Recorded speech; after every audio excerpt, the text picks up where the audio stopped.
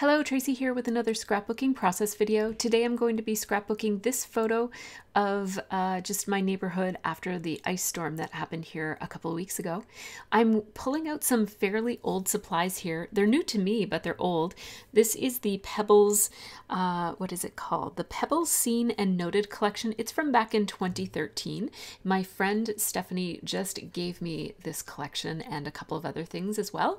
And so I immediately, as soon as I saw that it had that kind of really light blue, almost like a mint green color, I knew that it would be good for scrapbooking this layout of this photo.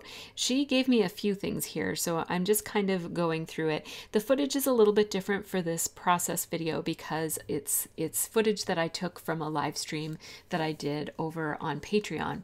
So you'll see a couple comments and things pop up every here and there, but that's just because the footage is from that. But I thought that you guys might want to see a process video of this page because I think it turned out really nice, and it's a good example of using your stash and mixing a couple of different collections together.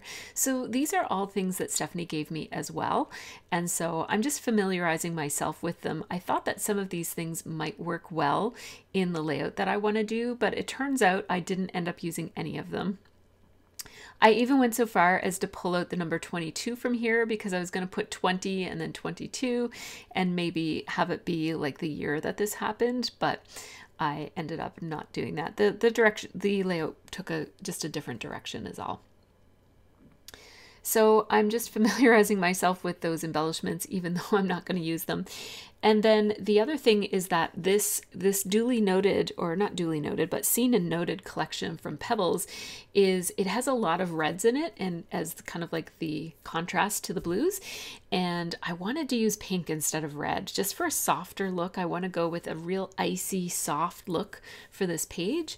And so I thought that introducing the red, although I do really love the combination of the yellow and turquoise and red, I just thought that it wouldn't work for the story that I wanted to tell here. I'm going to start by matting this on just plain white cardstock.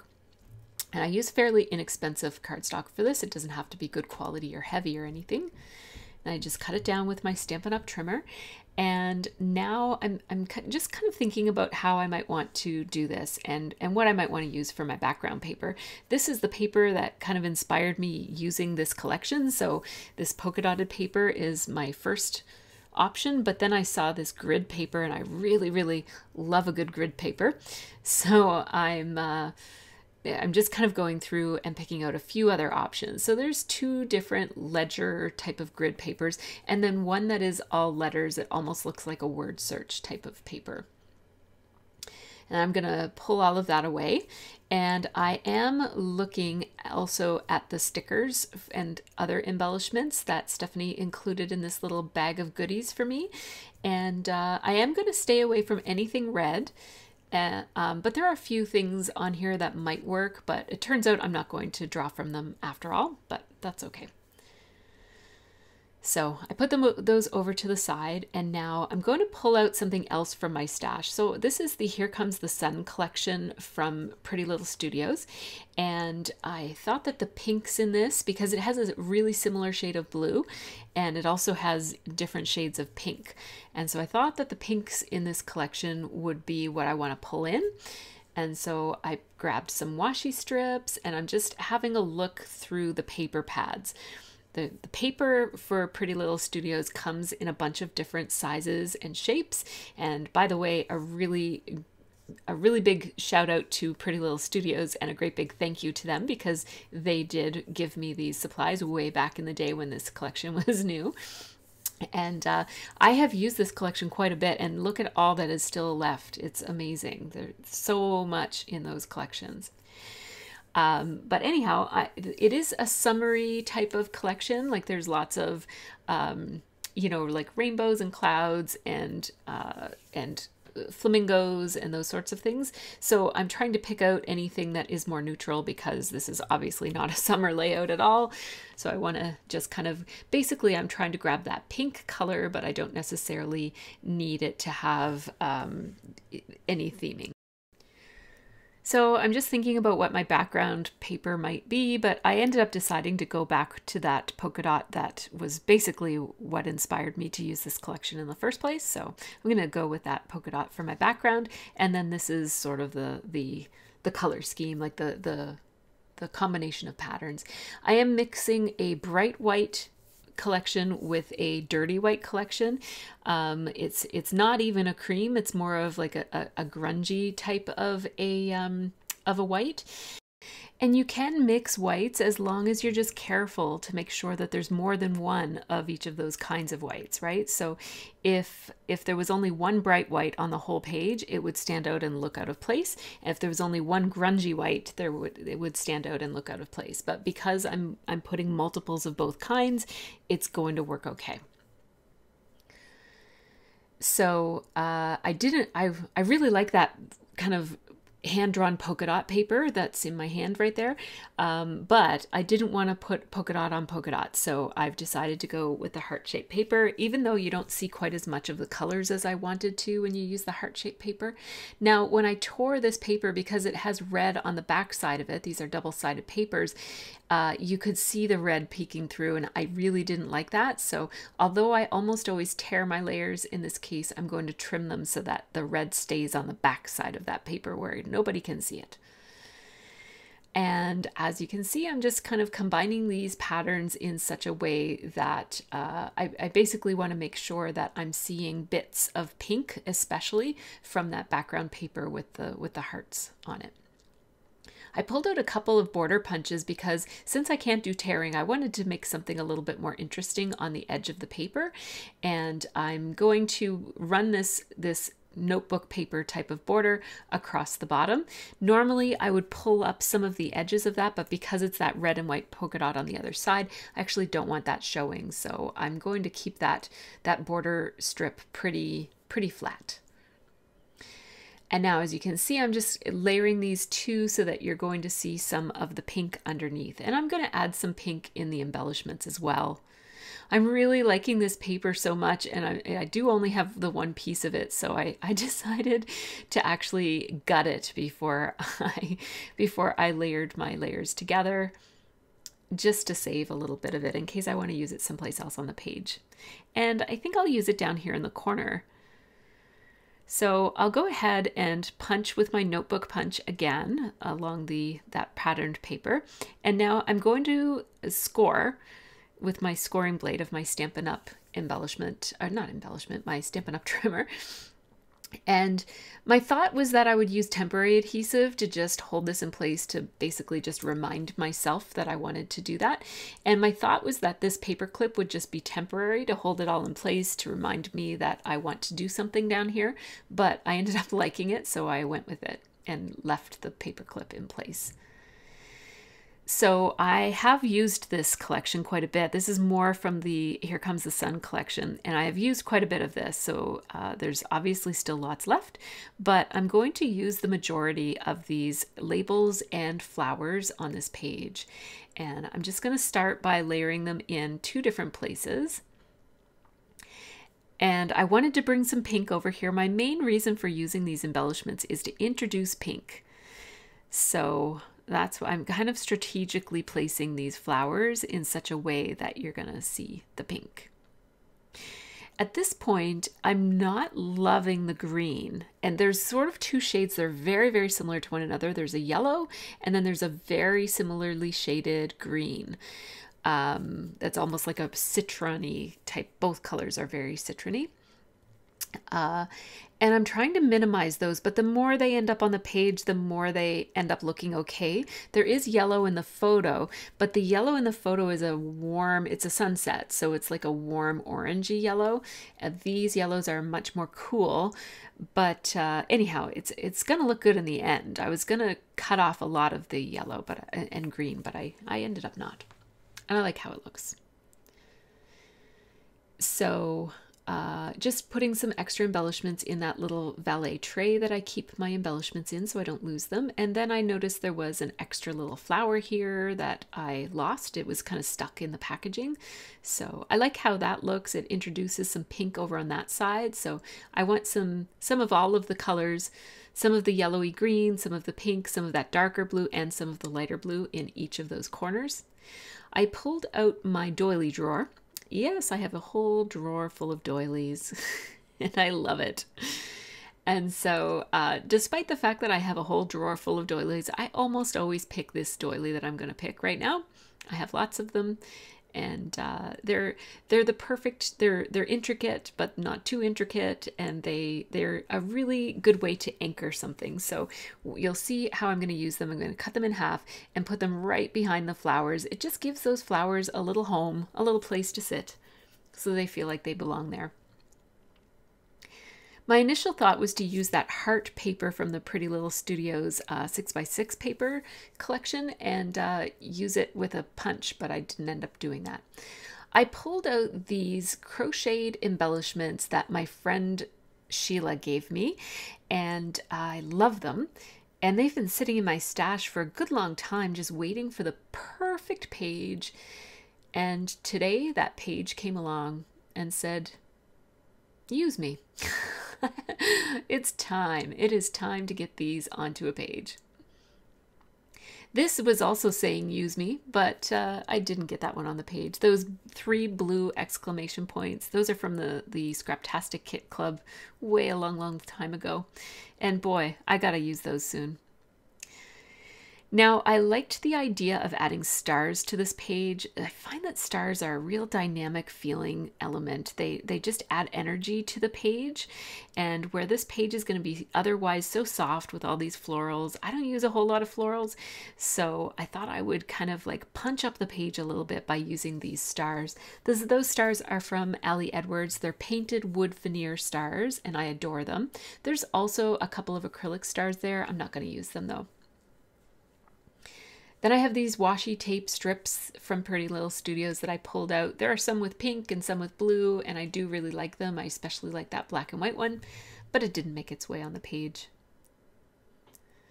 I'll just toss those stars and little crocheted, I'm calling them snowflakes, but I think they're flowers or whatever, but they're little button crochet things. I'm going to toss them all in that red little valet tray.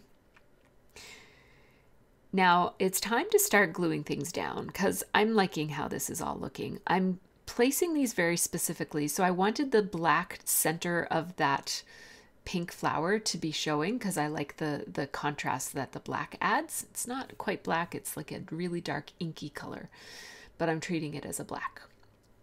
Then I wanted the dark blue flower to be behind the pink one and for you to see quite a bit of it. And I'm making this design on a diagonal, but I don't want it to be predictable, exactly stacked with those labels going in a slanted kind of like from one to the other to the other. I want them to go back and forth a little bit. So you'll see how I mix it up a little bit just to add some interest. I don't want it to be too predictable. So I'm going to play around a little bit with this doily before I get it exactly where I want it. I just want it balanced with being able to see enough of it, but not too much of it. And then I am going to layer these 2 labels together as like one is a tab and one is a label. But because I'm going to layer it, I'm going to stamp it before I put it on the page because once it's layered, it'll be tricky. So this stamp says, "This happened." And it is, I believe it's a Studio Calico. Yes, it is. It's a Studio Calico stamp set from one of their kits from many years ago.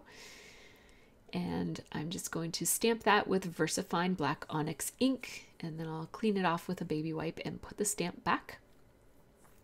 I keep just a handful of little tiny stamps. They're sort of like roller date stamps, but they're not on a roller and they're not dates. But they're the kinds of stamps that you would use when you would be reaching for a roller date stamp. All of my roller date stamps have expired. They're all... Oh no, I have one. I have one that is for the year 2022. But most of them only went up to 2020. So I'm just adding some Stampin' Up! Dimensional adhesive in between my layers here to add a bit of lift and interest, and that allows my embellishments to cast shadows on one another and just create a little bit more interest on the page.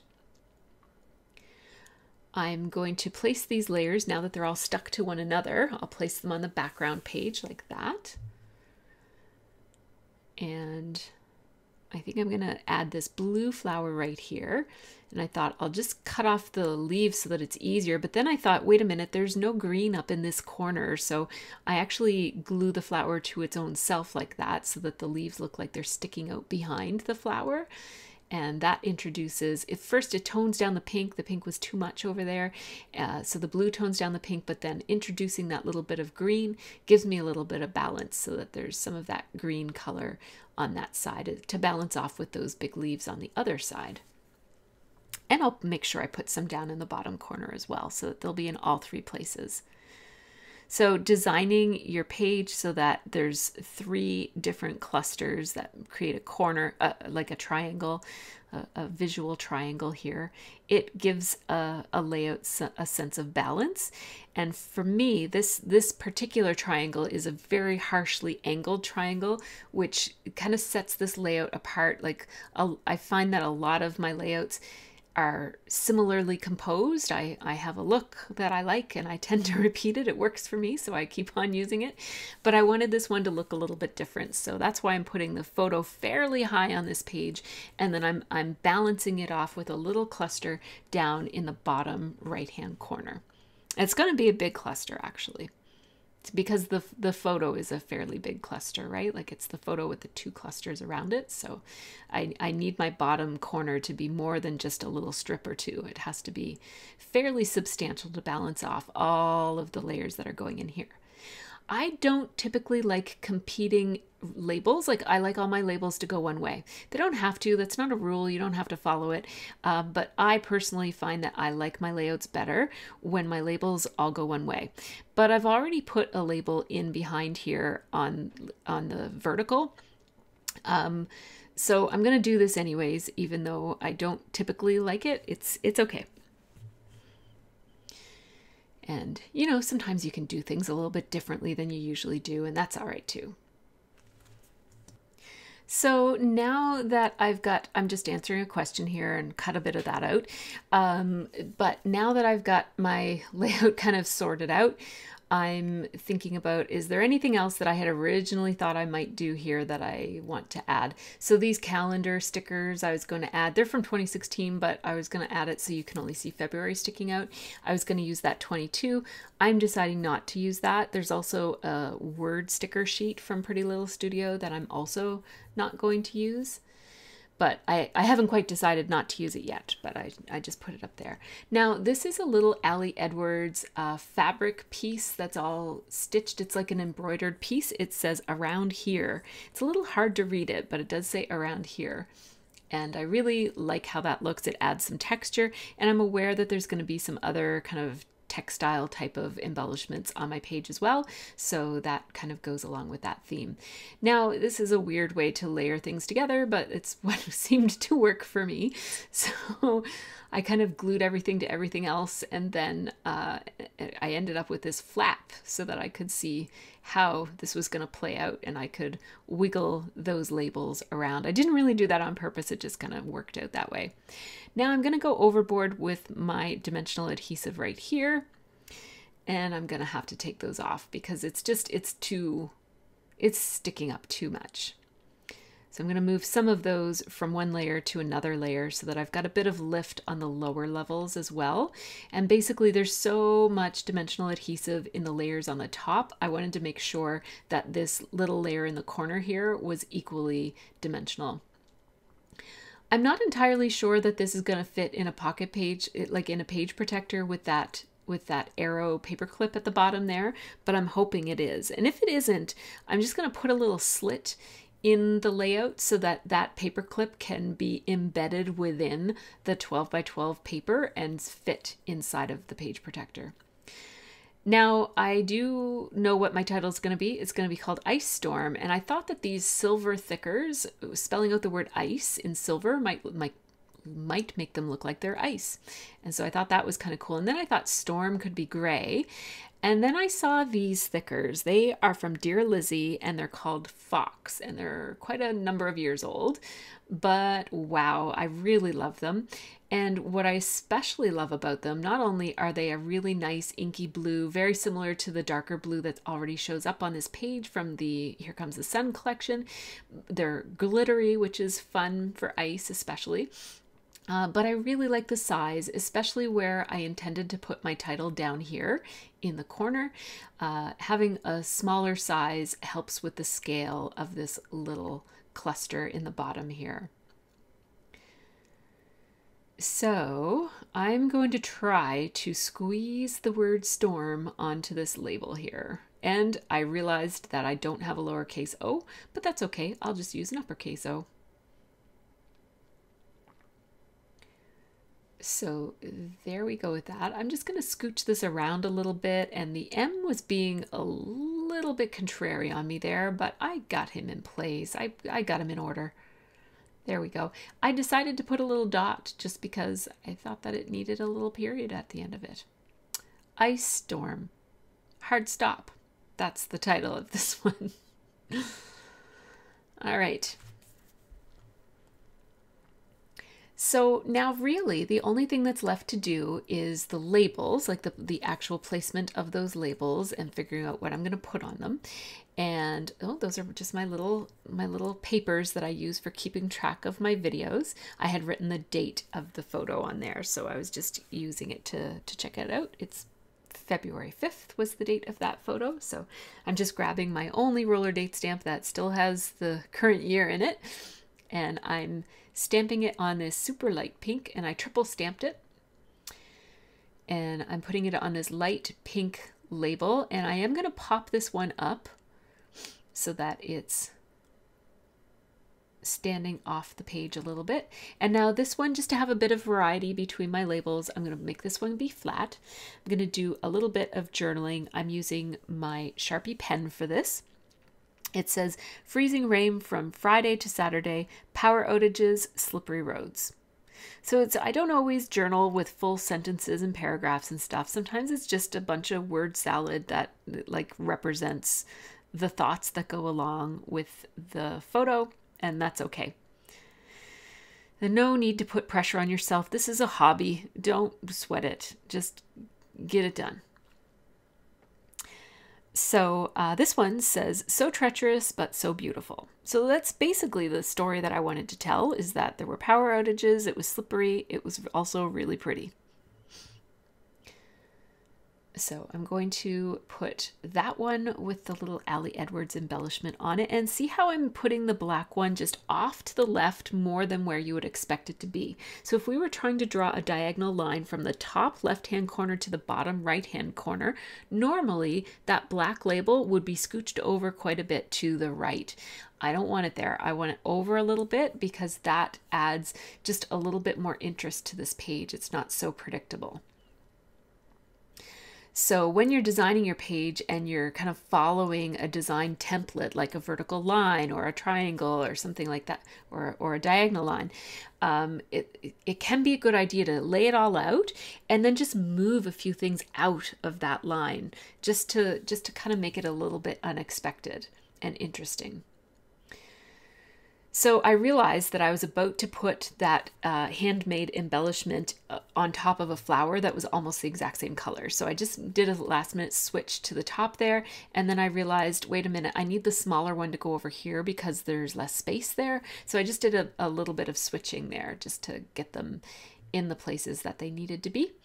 Thought about using those word stickers, but I'm not going to. Thought about using that just in case, you know, who knows how funky or cool it might look. I didn't like it, so I just took it off. I was pretty sure I wouldn't like it, but sometimes it's nice to try things anyways, right? No harm in trying. So now I'm going to place these Allie Edwards painted wood veneer stars that I absolutely love just for 1 second. Again, I just thought I'd try and see if I wanted the acrylic piece of star, the acrylic star shaped piece, but I decided I didn't like it.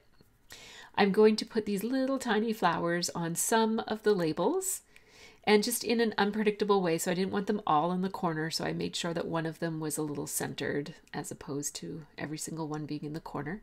And now I am using my Stampin' Up. What is this called? It is called a fine tip glue pen. It's very, very liquidy glue in it, and I really like it. It really is quite a strong glue when it dries. It's really easy to use, and it doesn't clog. Like so far, I've used it several times, and so far that little nozzle has not clogged. It does have one of those pins that sticks inside of it, like it's got the nesting pin type of lid. And I do make sure that I just clean it with a baby wipe before I put it away, just to make sure that I'm not gluing it shut. And I kind of wish that that top star in the top, the larger star in the top right-hand corner, that one I just touched, I kind of wish it was over to the left a little bit more, left and center, but that's okay. Once you put that glue down, it's not going anywhere, so you can't change your mind. And again, I'm not sure that that's going to fit in the page protector because of that little arrow at the bottom, but I'm going to try, and if it doesn't, I'll just put a slit in, and I'll show you in my recap video if I do have to put a slit in there. You'll be able to see it when I review my month.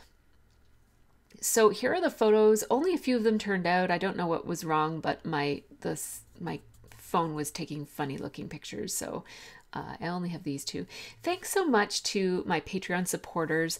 I couldn't do this without them. They really make it possible for me to be able to keep on making videos, even though I'm pulled in a bunch of different directions. So thanks to them. Big giant shout out and thank you. Check out any of these videos and subscribe if you haven't already. And in the meantime, you guys take care and have a really great scrappy week.